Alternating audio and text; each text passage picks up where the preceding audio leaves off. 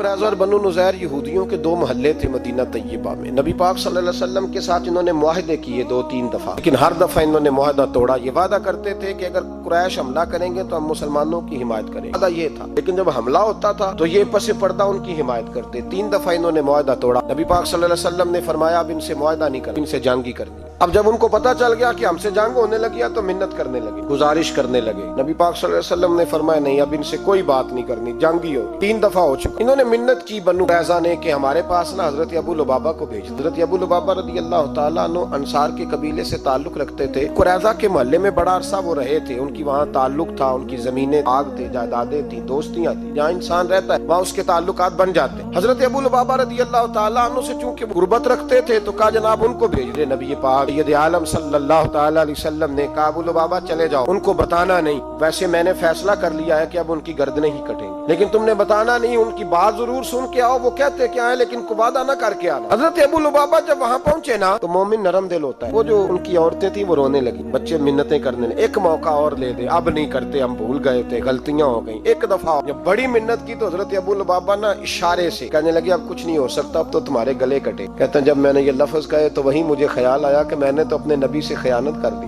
میں نے تو محبوب پاک سے خیانت کی، حضور نے تو کہا تھا بتانا۔ فرماتے میں روتا ہوا نکلا، سیدھا مسجد نبوی میں آیا۔ حضرت ابو لبابہ نے مسجد نبوی کے ایک ستون کے ساتھ اپنے آپ کو باندھ لیا، آج بھی وہ ستون مسجد نبوی میں موجود اور اس پہ لکھا ہوا ہے یہ توبہ کا ستون ہے، آج بھی موجود ہے۔ حضرت ابو لبابہ نے وہاں اپنے آپ کو باندھا۔ 8 دن بیت گئے، نماز کا وقت آتا تو ان کی بیوی آ کے کھول دیتی، قضاء حاجت کے لیے کھول دیتی، نماز کے لیے کھول دیتی۔ 8 دنوں سے بندے، اسے سننا کم ہو گیا، آنکھوں سے نظر آنا کم ہو گیا، سماعت اور بصارت میں مسئلہ بن گیا۔ حضرت ابو بکر صدیق کہتے ہیں نبی پاک صلی اللہ علیہ وسلم نماز پڑھانے آتے، انہیں بندھا ہوا دیکھتے چپ کر کے گزر جاتے۔ ایک دن میں نے عرض کی حضور ابو لبابہ کی حالت دیکھی نہیں جاتی، دعائی کر دیں۔ علامہ اسماعیل حقی کے لفظ ہیں بھائی، نبی پاک صلی اللہ علیہ وسلم نے فرمایا وہ ڈائریکٹ رب کریم کی بارگاہ میں گیا ہے، اب اللہ ہی اس کی توبہ قبول فرمائے گا۔ اگر میرے پاس آتا میں اس کے لیے استغفار کرتا تو رب اسے جلدی معاف فرما دیتا۔ یا ایھا الذین آمنوا اتقوا اللہ وابتغوا الیہ الوسیلہ، اور بخاری شریف میں حدیث موجود ہے، رسول کائنات سرور دو عالم صلی اللہ علیہ وسلم کے پاس ایک شخص آیا، اس نے آ کر کے عرض کی حضور میں غلطی کر بیٹھا ہوں، نہ ہو گیا، عصر کی نماز کا وقت تھا حضور میں بھول گیا تھا۔ نبی پاک نے اس کی بات پہ توجہ نہیں فرمائی، پھر اس نے عرض کی کھڑے ہو کے یا رسول اللہ مجھ سے غلطی ہو گئی، پاک کر۔ حضور نے توجہ ہی نہیں کی۔ تیسری دفعہ پھر نبی پاک نے پھر توجہ نہیں کی، فرمایا بلال اٹھو اقامت پڑھو۔ حضرت بلال کہتے ہیں میں نے اقامت پڑھی، نبی پاک نے جماعت کرائی، جماعت کے بعد وہ پھر کھڑا ہو گیا، یا رسول اللہ میں نے عرض کی تھی غلطی ہو گئی یا بھول گیا تھا، یا رسول اللہ صلی اللہ علیہ وسلم میرے لیے سزا کا اعلان مجھے پاک کر دیں۔ نبی پاک نے اب توجہ فرمائی، مسکرا کے فرمایا تم نے میرے پیچھے نماز نہیں پڑھی؟ یا رسول اللہ پڑھی ہے۔ تو فرمایا خوش ہو جا، پھر اللہ نے سارے گناہ معاف فرما دیے۔ مجرم ہو تو منہ اشکوں سے دھوتے ہوئے آؤ، آؤ در تواب پہ روتے ہوئے آؤ، قرآن میں موجود ہے توبہ کا طریقہ، میری سرکار کی دہلیز سے ہوتے ہوئے آؤ۔ یہاں لوگوں کو پتہ نہیں کیا ہو گیا، کس طرح کا لوگ انداز اختیار کرتے ہیں۔ چاہیے اللہ تبارک و تعالی، اب کریم نے تو تجھے دین اپنے نبی کے وسیلے سے عطا فرمایا۔ حضرت ابو لبابہ رضی اللہ تعالیٰ عنہ کو 7 دن بیت گئے بندے ہوئے، نبی پاک صلی اللہ علیہ وسلم نے فرمایا رب اس کی توبہ قبول فرمائے گا، بڑا کریم ہے۔ حضرت ام سلمہ کہتی ہیں حضور میرے حجرے میں تھے تو مسکرانے لگے، میں نے عرض کی یا رسول اللہ کیا ہوا؟ میں جبریل امین آئے اور وہ کہتے ہیں محبوب مبارک ہو، رب کریم نے ابو لبابہ کی توبہ کو مقبول فرما لیا ہے۔ اب لوگ دوڑے گئے، کہا جناب ابو لبابہ کو کھولتے۔ حضرت ابو لبابہ نے فرمایا میں ایک بار غلطی کر چکا ہوں، بار بار نہیں کروں گا، پیچھے ہٹ جاؤ، میں اسی وقت کھولوں گا جب میرے نبی آ کے مجھے کھولیں گے، اسی وقت کھلوں گا۔ ابو لبابہ کو حضور نے کھولا تو قدموں میں گر گئے، کہنے لگے محبوبہ میں ساری دولت قربان کرتا، ہر چیز پیش ہے، میں ساری نہیں، چوتھا حصہ دے، چوتھا حصہ باقی اپنے گھر میں رکھ، تیرے بچوں پہ فقر نہ۔ صحابہ کرام ذرا سی غلطی ہوئی، ذرا سی بھائی ذرا سی خطا، بنو قریظہ بات ہے پوری سمجھے بھی نہیں، ارے سے خیانت کی لفظوں سے نہیں، لیکن 7 دن وہ بندے رہے۔ یہاں لوگ بڑی بڑی خیانتیں کر کے ڈٹے ہوئے، احساس ندامت قریب نہیں پھٹکتا۔ ہم لوگ، ہم سے کو پوچھتا ہے صاحب کیا حال ہے تو ہم کہتے ہیں بھائی جتنا صاف ستھرا میں دوسرا شاید ہی تجھے ایک دنیا میں انسان ملے۔ ہمیں اپنی غلطیاں سدھارنی چاہیے، جہاں جہاں ہم سے خیانتیں ہوتی ہیں وہاں ہمیں دیانتداری کر لینی چاہیے۔ حضرت ابو نور علیہ رحمہ نے لکھا ہے، فرماتے ہیں محمود غزنوی کا دور تھا تو آدمی محمود غزنوی کے پاس نا اپنا کیس لے کے آیا، مدعی بن کے آیا۔ اس نے کہا بادشاہ میرا کیس بڑا نرالا ہے۔ بادشاہ سلامت نے کہا وہ کس طرح؟ کہنے لگا یہ میرے پاس ایک تھیلی ہے، میں نا سفر پہ جانے لگا تو یہ تھیلی پوری ہیروں کی بھری ہوئی، فلاں علاقے کے جو قاضی صاحب ہے نا، میں دفعہ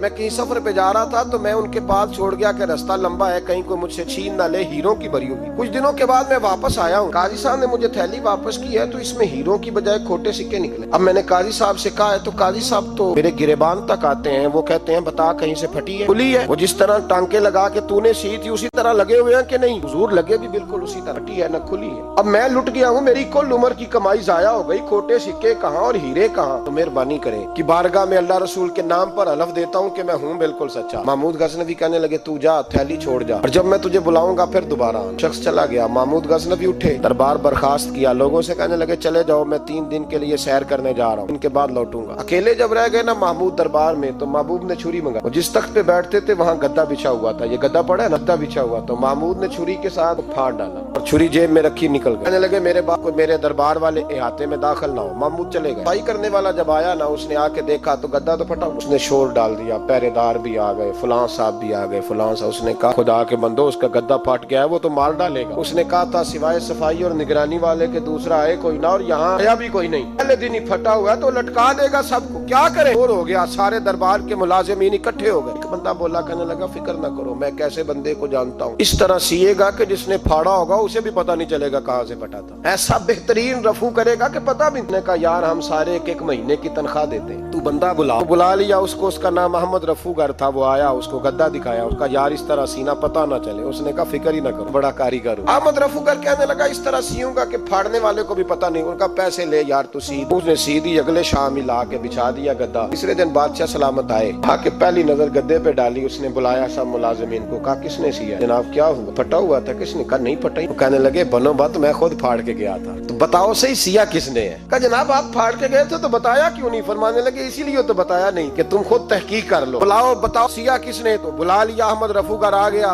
उसको जब बुला के सामने बादशाह खड़ा किया, कहा भाई तूने सिया है? कहने लगा हुजूर आपके सारे मुलाजिम इकट्ठे होके आए थे, मेरी गलती कोई नहीं। कहा नहीं यार तू बड़ा कारीगर है, मैंने अपने हाथ से फाड़ा था पर मुझे भी नहीं पता चल रहा कहाँ से फटा था। अच्छा ये बता, ये थैली जो है ये भी तूने सी थी? उसने कहा जी आपके खादम का ही कारनामा है, तो फलाने इलाके के काजी साहब आए थे, इसमें से हीरे निकाल के तो खोटे सिक्के भरे थे, तो मुझे भी थोड़ा सा हिस्सा मिला था। महमूद ने सारे वाह भी इकट्ठे कर लिए, सबूत भी इकट्ठे कर लिए। फिर काजी को बुलाया, सारे सबूत इकट्ठे करके काजी साहब को बुलाया, तन्हाई में ले जाके। महमूद गजनवी ने कहा काजी साहब आपसे गलती हो गई, गरीब आदमी था, वो लुट गया है, उसने तो बड़ी मुश्किल से कुछ हीरे जमा किए थे और उसकी कुल कायनात थी, तो आप उसका माल उसे दे दे, बात खत्म। काजी साहब कहने लगे आप मुझ पे इल्जाम लगा रहे, सवाल ही नहीं पैदा होता। आप मेरी दाढ़ी देखें, आप मेरा एजाज देखें, दुनिया जानती है मैं इस तरह। काजी साहब इंसान भूल ही जाता है, ना भूल जाता है, गलती होगी, माल ने कहा नहीं सबक मैं तन्हाई में पूछ रहा हूँ, उस वक्त पूछ रहा हूँ जब दूसरा मौजूद कोई नहीं, आज तौबा कर ले, कुछ नहीं कहूँगा, तू मेरी जुबान पे एतबार कर, तुझे पता है मैं जो कहता हूँ उस पे अमल भी करता हूँ, आज आ जा। पर काजी ने कहा नहीं मेरी गलती कोई नहीं। महमूद ने फिर बड़े दरबार में बुला लिया। मजमा आम में मोहलत के दिनों में जो तौबा कर ले वो बच जाते, लेकिन लोग उस्मानियों के दिनों में फिर वापस लौटते हैं अगला घर देख के, फिर हालात और तरह के हो चुके होते। जब बड़े दरबार में काजी को बुलाया, भाई तू मानता है कि नहीं? उसने कहा नहीं। कहा बुलाओ अहमद रफूगर को। वो अहमद रफूगर आया तो बूढ़े काजी की टांगे कांपने लगी, जुमले टूटने लगे, लफ्ज जमीन पर गिरने लगे, बात सही नहीं होती, जुबान लड़खड़ाने लगी। महमूद कहने लगे काजी मैंने तुझे कहा था वहाँ मान जा बात, अब बड़े दरबार में बोल। जब काजी साहब की गर्दन खुद ब खुद झुक गई तो दुनिया समझ गई। कहा निकल जा मेरे दरबार से। महमूद बोले निकल जा, नहीं तुझे इज्जत दी, इतनी बड़ी तनख्वाह दी, काजी बनाया, और ये थोड़ी सी रकम के लिए,